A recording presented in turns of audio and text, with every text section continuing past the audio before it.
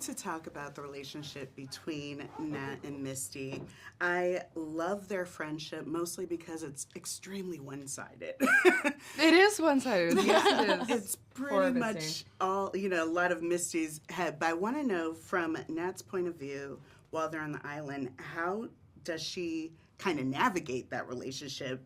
And then from Misty's point of view, why is she so easy to reject the notion of being chill? Maybe why having is she? people come to her. That's a great question. So, yeah, we'll start with you, I mean, Sophie. I think their bonding point is that they both have a love for Ben, and both of them are outsiders, and they're the only ones that will stand for Ben. And she knows that Misty is really smart and really good on the spot, so I think she uses that to the best of her advantage, even though Misty takes it a little further and thinks that, they're besties.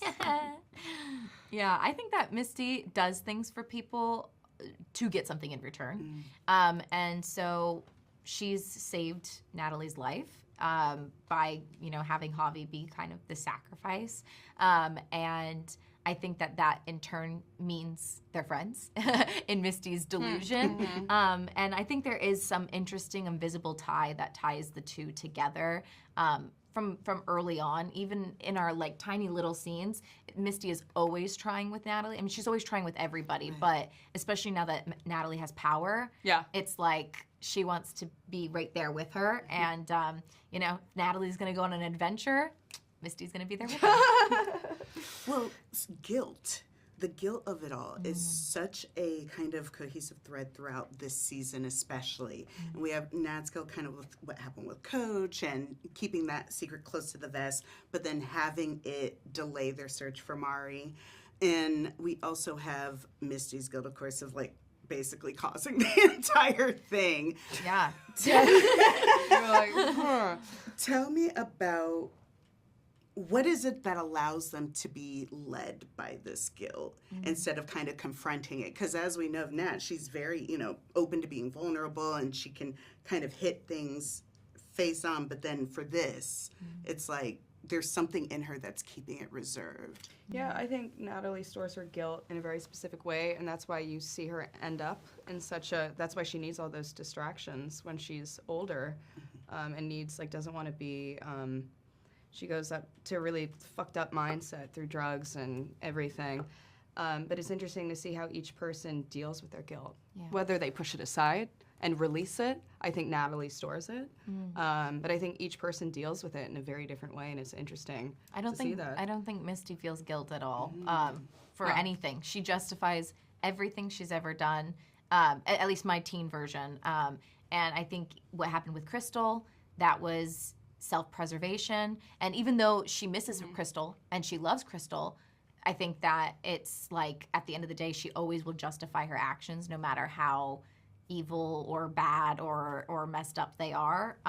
And that's really weird for me to play because I am I grew up Catholic. I guilt is there you go. literally sweats out of Boiled me, in. Yeah. I still tell myself to my mom. I'm literally, I'm a mom and I have a husband and I'm old, and I'm still sitting here being like, Mom, I smoked weed. I'm so sorry, I can't. Yeah, I know. Can you believe it?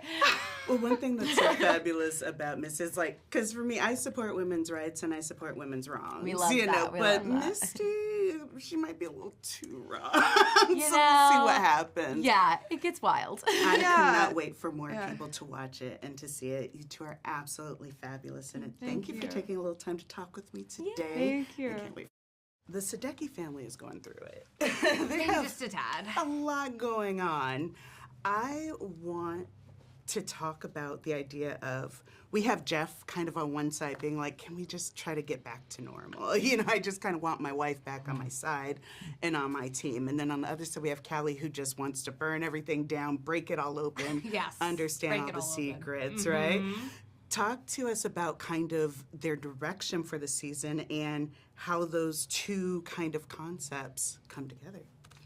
Yeah, I mean, I feel like Callie's journey this season is definitely if season 2 is about really trying to understand her mom more and get answers in that way, that's still present throughout season 3, but it's coming from a deeper place of Callie really wanting to understand herself. And so that's definitely like lit a deeper drive in her to get answers this season. And yeah, so that's been really fun to play, and that definitely bumps up against some of your Yeah. drivers this season. Yeah, the expectation versus reality, and can Jeff accept realities and let go of a rather innocent and naive and gullible viewpoint of the world that was very nice and comfortable in suburbia, but it's not working.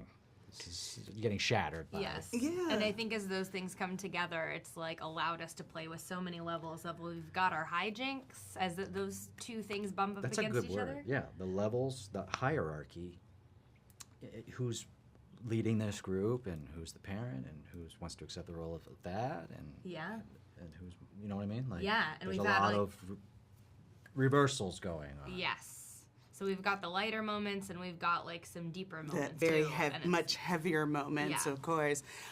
Jeff is so funny to me because you said it that he is trying to accept reality, but the truth of this reality is it's very unreal. You know, it's very much kind of the opposite way. And so he is kind of taking the resist approach, but when push comes to shove, he's like, all right, I'm right in there with it. Tell us about how Shauna and Jeff's relationship is going to kind of evolve over the season. Well, that's a big thing.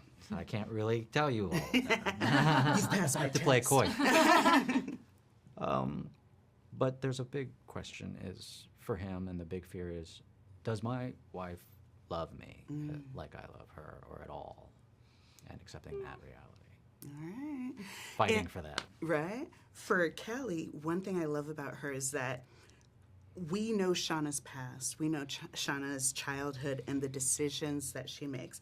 And we see Callie kind of, you know, that duplicity. She's, you know, maybe spiking some things that shouldn't be spiking. You know, she's kind of doing any means necessary, Yeah. which does mirror her mother. Tell us about kind of that relationship to that relationship. That relationship to that relationship. I kind of don't understand the question. Well, the idea of I'm trying not to be like my mom, but I'm also trying to Oh, figure yes. out who course. my mom is. Yeah, it's so interesting. I almost feel like some of the moments in, not all, but some of the moments in season 3, I think the ways that she is being like her mom, she's kind of oblivious to. I don't even think she fully... Not fully conscious. Yeah, she's fully conscious of that because she's so driven, which is... I sound like anyone?